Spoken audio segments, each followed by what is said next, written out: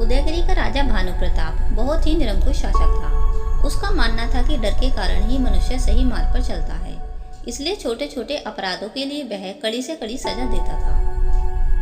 हमारे राज्य में इस युवक ने चोरी करने का साहस कैसे किया? सैनिकों, ले जाओ इसे और इसके हाथ कटवा दो, जिससे भविष्य में यह फिर से कभी चोरी ना कर सके। अगर किसी ने कोई बड़ा अपराध किया तो उसे वह मृत्युदंड की सजा सुना देता था, इसलिए उस राज्य के लोग डर के साए में जी रहे थे। मंजरी देवी भानु प्रताप की इकलौती पुत्री थी, जो तलवारबाजी में बहुत निपुण थी। राजा भानु प्रताप के बीमार हो जाने के कारण राजकुमारी मंजरी को शासन का कार्यभार सौंपा गया। वह महामंत्री भैरव की सलाह से सही ढंग से शासन करने लगी और थोड़े ही दिनों में राजकुमारी मंजरी राज्य के सभी मामलों में निर्णय लेने लगी। पुत्री की योग्यता को देखते हुए राजा भानु प्रताप बहुत खुश होते हैं। पुत्री मंजरी, आप अपने राज्य को बहुत ही अच्छे ढंग से संभाल रही हो। हमें आप पर गर्व है। अब हम निश्चिंत होकर अपने प्राण त्याग सकते हैं। पिताश्री, आप ऐसी अशुभ बातें क्यों कर रहे हैं? अभी तो आपको बहुत लंबे समय तक जीवित रहना है।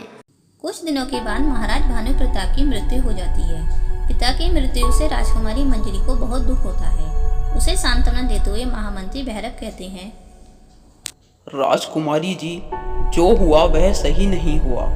ऐसी परिस्थिति में आपको धैर्य से काम लेना चाहिए। अगर आप दुखी रहेंगी तो राज्य को कौन संभालेगा और महाराज की आत्मा को शांति भी नहीं मिलेगी। महामंत्री की इन बातों का राजकुमारी पर बहुत अधिक प्रभाव पड़ा और वह फिर से शासन संबंधी कार्यों में जुट जाती है। एक दिन राजकुमारी मंजरी अपनी सखियों और सैनिकों के साथ वन विहार करने जाती है। राजकुमारी मंजरी सरोवर के पास एक पेड़ के नीचे बैठ जाती है। तभी पेड़ के पीछे से एक युवक राजकुमारी को देखता है। अरे, कितना अद्भुत सौंदर्य है। इतनी सुंदर राजकुमारी तो मैंने पहले कभी नहीं देखी। ओह, लगता है राजकुमारी के सैनिक आ गए हैं। मुझे छिपकर यहीं से राजकुमारी को देखना चाहिए। वह युवक एक चित्रकार था। उसका नाम मुकुंद था और वह देश भर में घूमकर मंदिरों की दीवारों पर देवी देवताओं के चित्र बनाता था। वह पक्षियों और जंतुओं के चित्र बनाने के लिए जंगल में आया था, लेकिन उसकी दृष्टि अद्भुत सुंदरी राजकुमारी मंजरी पर पड़ गई। वह राजकुमारी का चित्र बनाना चाहता था, इसलिए वह राजकुमारी को एक बार और देखने के लिए तंबू के पास पहुंच जाता है। अच्छा हुआ जो राजकुमारी और उनकी सखियां सो गईं। मैं अब राजकुमारी का चेहरा भली भांति देख सकता हूँ और घर जाकर उनका चित्र भी बना सकता हूँ। मुकुंद लौटकर जा रहा था कि सिपाहियों ने उसे बंदी बना लिया। दूसरे दिन राजकुमारी मंजरी अपने राज्य में पहुंचती हैं। महामंत्री भैरव राज्य में नहीं थे, इसलिए सेनापति मुकुंद पर आरोप लगाते हुए कहता है, राजकुमारी जी, इस युवक ने बिना अनुमति के आपके खेमे में प्रवेश किया, जो कि एक बहुत बड़ा अपराध है। यह शत्रु का कोई गुप्तचर है, इसलिए इसे मृत्यु दंड दिया जाए। राजकुमारी जी, मैं कोई गुप्तचर नहीं हूँ।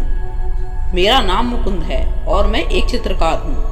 मैं आपका चित्र बनाना चाहता था, इसलिए आपको देखने के उद्देश्य से आपके खेमे में गया था। राजकुमारी जी, इस युवक ने एक भयंकर अपराध किया है। इसे मृत्यु दंड मिलना ही चाहिए। सभा में सभी का समर्थन करते हुए राजकुमारी मंजरी अपना निर्णय सुनाती हैं। मुकुंद, तुम्हारा उद्देश्य चाहे कुछ भी हो, लेकिन तुमने बिना अनुमति लिए हमारे खेमे में प्रवेश किया, जो कि एक भयंकर अपराध है। इसलिए मैं तुम्हें मृत्यु दंड दे रही हूँ। सैनिकों, कल सुबह सूर्योदय से पहले इसे फांसी के तख्ते पर चढ़ा दिया जाए।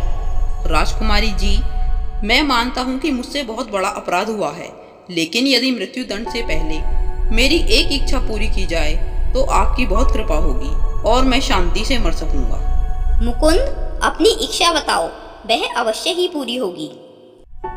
राजकुमारी जी, मैं आपका चित्र बनाना चाहता हूँ। कृपया आप मुझे एक सप्ताह का समय दीजिए, जिससे मैं आपका चित्र तैयार कर सकूं। उसके पश्चात आप मुझे मृत्यु दंड दे देना। राजकुमारी जी, कृपया आप मेरी इस विनती को मत ठुकराइए। कुछ क्षण विचार करने के पश्चात राजकुमारी मंजरी कहती है, ठीक है मुकुंद, मैं तुम्हें एक सप्ताह का समय दे रही हूँ। एक सप्ताह के अंदर चित्र बने या ना बने, अगले शुक्रवार को सूर्योदय से पहले तुम्हें फांसी पर चढ़ा दिया जाएगा। मेरी विनती स्वीकार करने के लिए आपका बहुत बहुत धन्यवाद राजकुमारी जी। एक सप्ताह गुजर जाता है। अंतिम दिन की रात को मुकुंद राजकुमारी का चित्र बनाकर तैयार कर देता है और उसे राजकुमारी मंजरी के पास भेज देता है। अगले दिन प्रातःकाल ही अपने चित्र को देखकर राजकुमारी आश्चर्य में पड़ जाती है। कितना सुंदर चित्र है, ऐसा लग रहा है मानो जैसे अभी बोल उठेगा। यह चित्र उसी मुकुंद ने बनाया है जिसे मैंने फांसी की सजा सुना दी। नहीं नहीं, यह सही नहीं है। मैं मुकुंद को फांसी की सजा नहीं दे सकती, मुझे उसका मृत्युदंड रोकना ही होगा। सिपाहियों! राजकुमारी जी, आपने हमें बुलाया? मुकुंद की फांसी को रोक दिया जाए और शीघ्र ही उसे दरबार में उपस्थित किया जाए। जैसी आपकी आज्ञा राजकुमारी जी। लेकिन तब तक सिपाही मुकुंद को फांसी पर चढ़ाने के लिए ले जा चुके थे। तभी सिपाही दौड़े दौड़े वहां पहुंचते हैं और राजकुमारी की आज्ञा सुनाते हैं। ठहरो, ये फांसी नहीं हो सकती। राजकुमारी का आदेश है कि इस फांसी को रोक दिया जाए। वे मुकुंद को राज दरबार में ले आते हैं। उसी समय महामंत्री भैरव पड़ोसी राज्य से लौट आते हैं। सारी बात सुनकर वे राजकुमारी से मिलने जाते हैं। महामंत्री जी, अच्छा हुआ जो आप आ गए। हम मुकुंद के विषय में आपसे सलाह लेना चाहते हैं। राजकुमारी जी, हमें मुकुंद के बारे में सब कुछ पता चल गया है। राजकुमारी जी, पता नहीं इस राज्य में किस जमाने से यह मृत्युदंड की सजा चली आ रही है, पर यह है बड़ी ही भयानक। इस सजा से भलाई की अपेक्षा बुराई ही अधिक होती है। थोड़ी देर हो जाती तो हम इस महान कलाकार को हमेशा हमेशा के लिए खो देते। जल्दबाजी में किसी को भी किसी अपराध के लिए फांसी की सजा देना सही नहीं है। फांसी की सजा देने में कुछ समय अवश्य देना चाहिए, जिससे मामले की अच्छी तरह से जांच परख हो सके और किसी भी निर्दोष को यह सजा न मिल सके।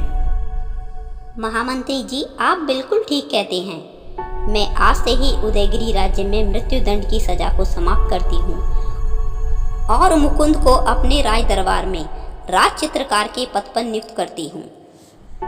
राजकुमारी जी, आपने आज मुझे प्राणदान देकर मुझ पर बहुत बड़ा उपकार किया है। इसके लिए मैं सदैव आपका ऋणी रहूंगा। राजकुमारी जी, आपने मुझे अपने राज्य में राज चित्रकार के पद पर आसीन किया, इसके लिए आपका बहुत बहुत धन्यवाद। मुकुंद, तुम्हें यह पद तुम्हारी योग्यता के कारण मिला है और मुझे पूर्ण विश्वास है कि तुम अपने पद की गरिमा को बनाए रखोगे। महामंत्री भैरव राजकुमारी के निर्णय से बहुत प्रसन्न होते हैं और पूरा राज दरबार तालियों से गूंज जाता है।